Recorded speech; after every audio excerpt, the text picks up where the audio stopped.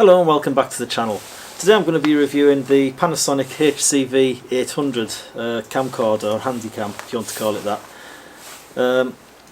This is a camera that we use for doing a lot of the underground work that you see on other videos that you'll see on our channel.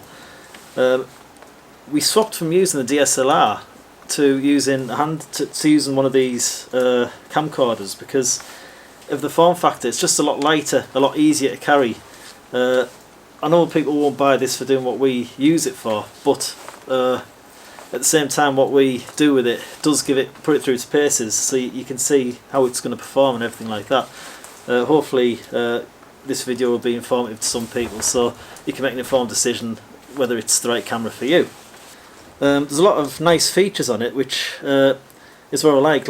It's got a very wide lens of 28.9mm, so it means you can do selfies, you can hold it pointed back on yourself. It's wide enough that it's not going to crop you out or anything like that, which is always a problem. And that was actually the main reason why I got the HD version over the 4K version, because although it has the same lens on the 4K version, which is at the HC-V800 or something, is it? I can't remember. I'll put a link underneath the video to that one. But what Pete was saying on that one is if you turn it around and point it back on yourself, it does crop quite a lot more than what this one does. So this one gives you a much wider image, which is handy when you're doing the close-up work that we do. So it's got a decent lens. It's a Lecia or however you say it lens, which it gives quite a good clear image, especially in low light, which was of course the other reason why we bought this camera, because all of our work involves low light work, and that is really the sales point for this camera. It is very good in low light conditions. It can go right down to 0.5 of a lux, which is quite dark really. I'll show you this later on, as well as other videos that you'll see on our YouTube channel. It's saying average, you know, for adequate low light filming you want about 1.5 lux, something like that. But if you turn night mode on, which I would suggest you don't do actually, it says you can go down to half a lux. But what I found is night mode, it tends to cut frames. I get much better results by turning on HDR and just leaving it in normal mode. But we'll go through that in a minute. But one thing I should point out is that the sensor size of this camera is actually quite small. It does say on the sales literature on Panasonic's website and eBay and Amazon and other places that it has a very large sensor. Well, it probably is large for a camcorder, but actually the sensor is about the same size as what you get in a decent mobile phone. So the sensor measures 5.7mm by 4.3mm, so you know it's about the size of your little thumbnail, your little fingernail.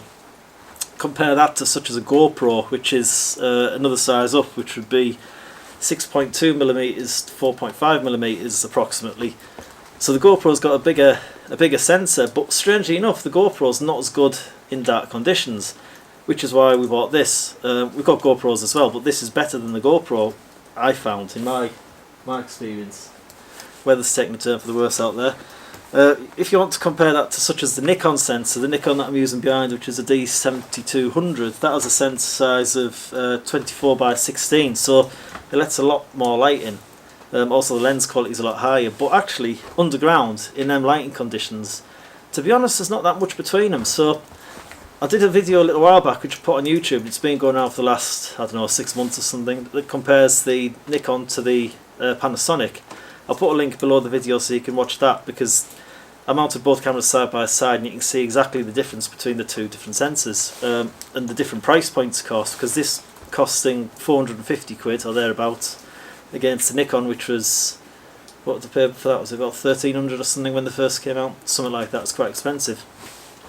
So that was one of the reasons why we picked this camera here. So if I go through the features of it, I'm not going to go through every menu and everything like that, but I'll just show you the basics, how it works and stuff. So what I like about it, of course, it's got the flip screen. You can flip it all the way around back in itself. It'll work with the screen closed if you wanted, which is handy for when you're doing your selfies or wherever, or you want to walk towards the camera, you can film like that with it pointing back towards you. So some of the features of this camera: it's got 5.1 Dolby surround sound. It says it's a wind shielding microphone on the top. To be honest, in actual life I found that if you get any wind blowing across it, you know, more than a slight breeze, it does play havoc with the video. If you get water in the microphone, that is an issue as well. If it's raining, water does tend to sit on the top and it muffles your sound, something terrible. But it has got a hot shoe on the top, or a cold shoe in this case, because there's no contact. So you can mount, excuse me, a shotgun microphone or something like that on the top there, and that works really well. It just covers up with that cover. The other thing is it's got a 62mm thread on the front of the lens, so because we do a lot of very dirty work, and because, as you can see with the front there, it's a very open sort of mechanism on the front of the lens, which is prone to getting dirt and things in. So I've covered it with a 62mm just daylight filter. Just keeps some of the muck out and stuff, which works really well. Obviously I'm able to screw the shroud on the front of that. Other features it's not weather sealed or anything like that, so it's not really a feature, is it? But it has got little doors covering all your various ports. So SD card cover, that there to cover your charging port and everything. Obviously your hot shoe has got a cover on it. The battery's 3.6 volts at 1940 milliamp hours, so the battery should give you about 55 minutes continuous recording, something like that. So it's probably a bit better than what a GoPro would be. So if we turn it on, you can now see through what the camera's seeing. Like I say, it's got full tilt, and then it'll look back on itself when you tilt it all the way around. It's touchscreen, so you've got various menus on the bottom and things. It's quite responsive as well, so it's not, you can't swipe the screen very well. It's only working there because, as you can see, there's the two buttons, and I'm just swiping across the two buttons, so it just responds to single presses. There's a diagram in the bottom so you can see what the microphone's doing. And you've got various modes and stuff, so if I click on AI at the top, you've got AI Plus, which is an enhanced version of it, different colour modes and things, and HDR. And I would recommend using HDR on this camera. So a quick access to the HDR is this button down here. So I can turn HDR on and off like that, and you can see it's now popped up. Got manual functions it's appeared, like manual focus, iris control, etc. One thing to bear in mind with this camera, if you turn the HDR mode on and off, if you turn the HDR mode on and then turn the camera off and back on again, it defaults to HDR off. So depending on what you're filming and things, you've got to remember to keep turning your HDR mode on each time. So you can record with the screen closed for if you're in very tight situations, or you just don't want to bring attention to yourself or whatever. So to make it record with the screen closed, you first got to open the screen, press the record button, so you'll see it's starting to record, the record symbol comes up, and then you can close the screen and continue recording. But it does mean you've got to have the screen open to start recording. You can stop, as you can see in a minute, that light will go out. Say it's stopped recording. If you want to restart, it won't. You've got to open the screen and then it'll start recording again. Your zoom functions are just on the top, so you've got wide to tele. I'll show you the zoom in a minute. The zoom's fantastic, it's really good. It's got a 48 times zoom. I think it's something like 24 times optical zoom, 48 is enhanced or something. But it goes all the way to 1500 times zoom, which is more usable than what I first thought it would be. So also what this camera has is it'll generate its own Wi-Fi, or Wi-Fi direct. So if you turn Wi-Fi on with the push of this button here, you can then control the camera using your mobile phone, which is handy if you want to put a remote camera somewhere, or say I want to put it on the tripod over there and start recording from over here. It'll do all this sort of thing, and you can get a live view through your phone as well. I believe you can use it over the internet. I'm not sure how you do that, I've not done it myself, but I think you can use this a bit like a webcam. It will work when it's plugged into a power cord, and then you can log into it and view it remotely. I don't know why you'd want to do that, but you could do that. And the thing also with this camera is the filming modes. So it records in MP4 or AVC HD. And what I found is, when I'm editing the footage, AVC HD seems to be a much clearer, much less compressed format to use, so that I'm getting probably about 3 times more data on an AVC HD movie to what I am on the MP4, even with the same settings. So for me, for best results, I've always found to film in AVC HD mode.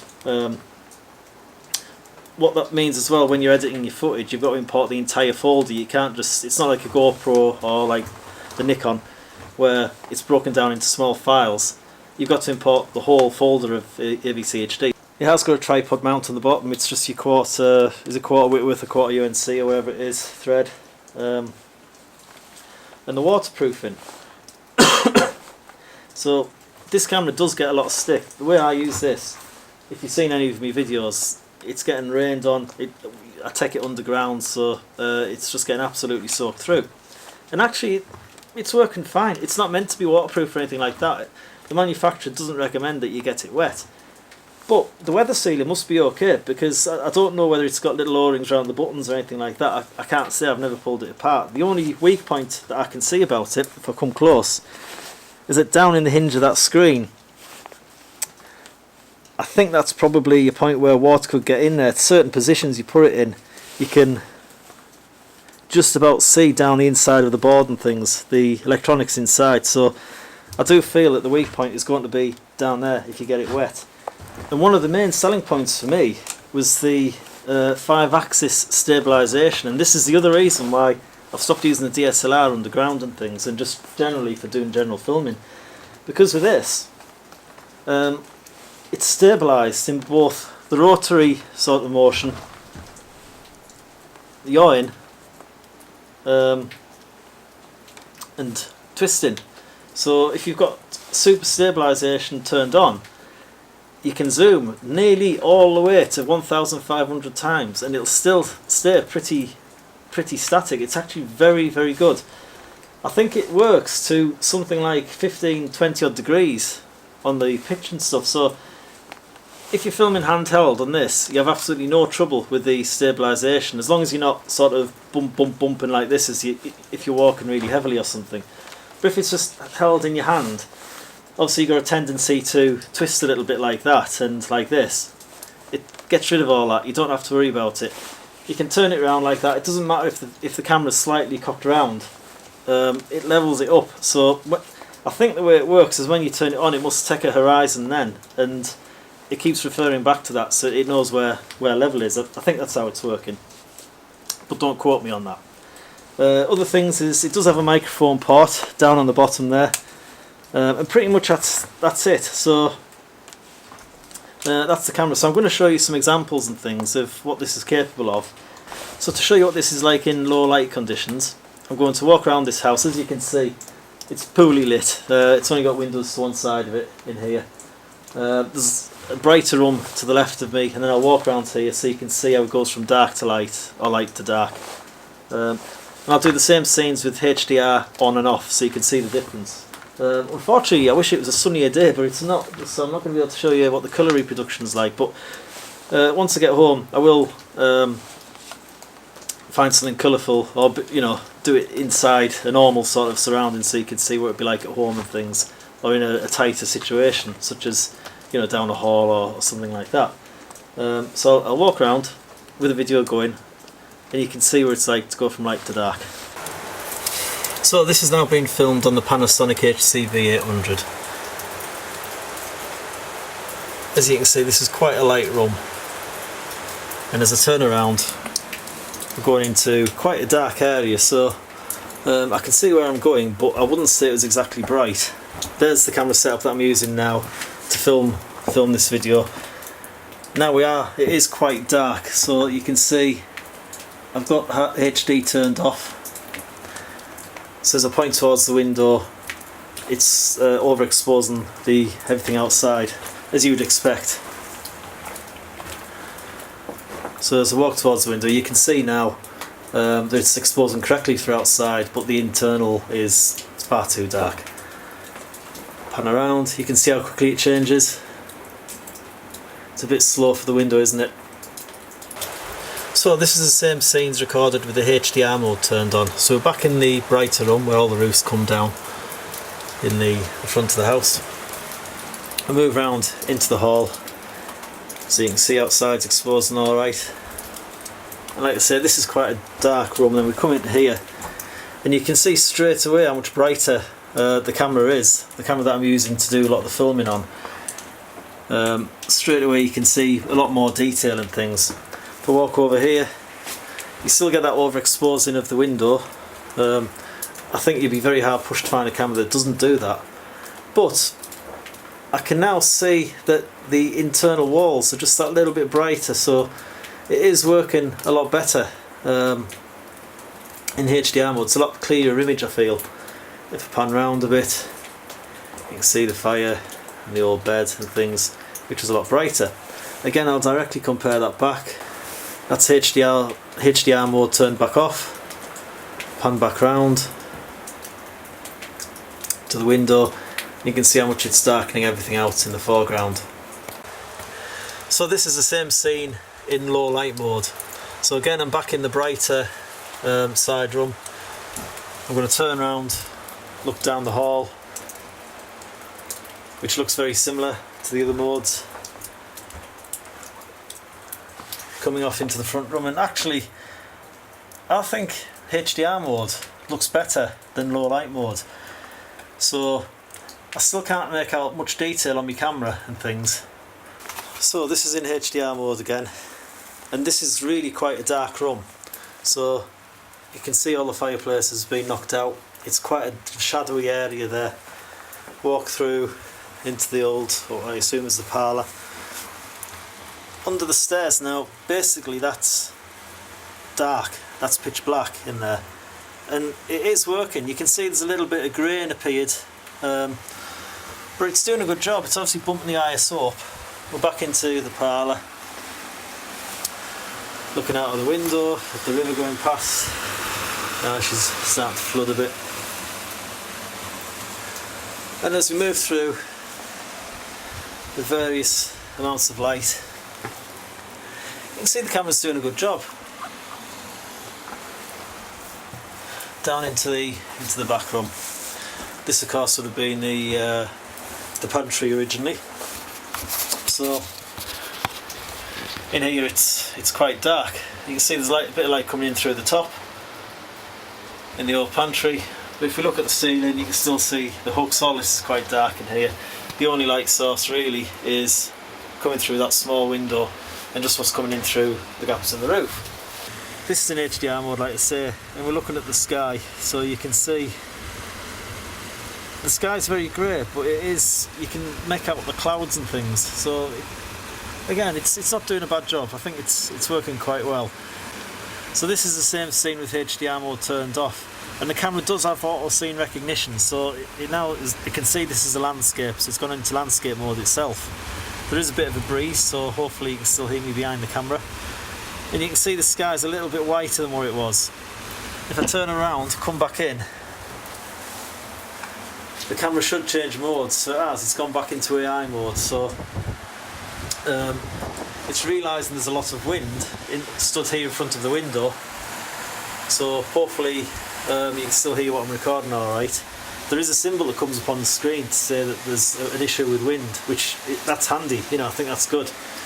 So passing back through into the front room, we look around here where it's all quite dark, and even then it's still quite good, isn't it? You can still see what's in here. Turn around into the understairs cupboard. Immediately you can see the difference. So between HDR mode and standard mode, you can see straight away.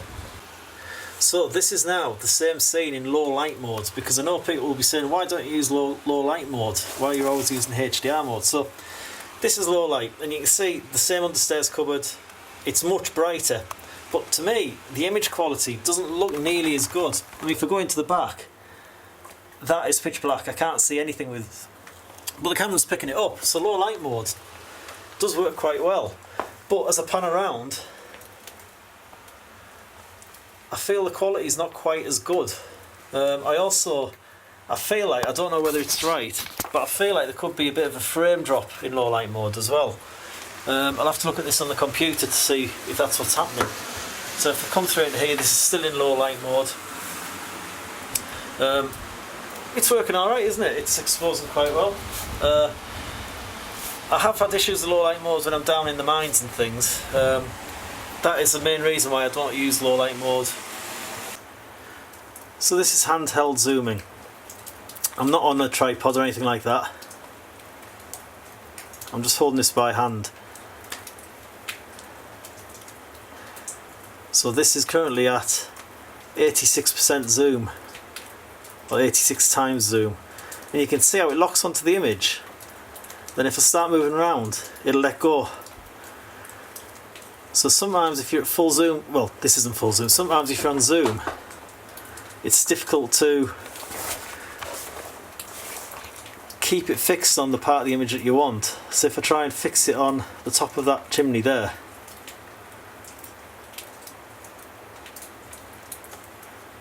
this is 28 times zoom. I'll keep going to the end of it.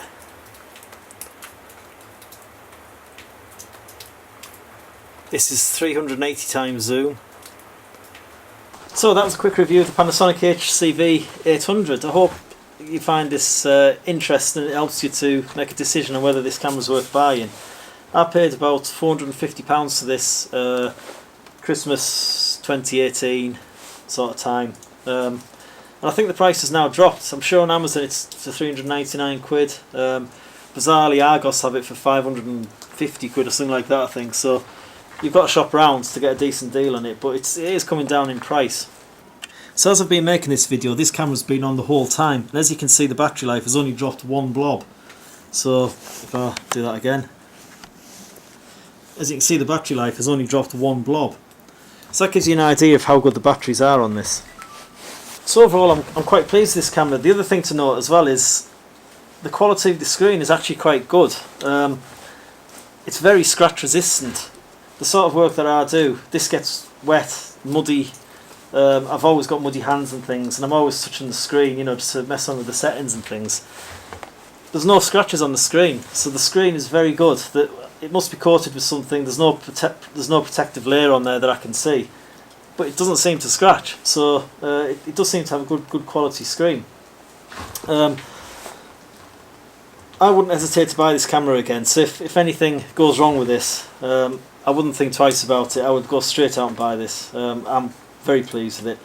I know there's probably others on the market now which are equivalent and things, but for the use that I've had out of this and the sort of stick that this does get, I can't complain. It's just lasting really well. It gets soaking wet, it gets muddy, you know, it's clattered up. I do clean it off every time that I finish using it and things like that, but I use it probably for what Mr. Panasonic wasn't really intending it for, so it gets mud all in the hinges and things, and it seems to clean up and it just keeps working. So I'm very pleased with it.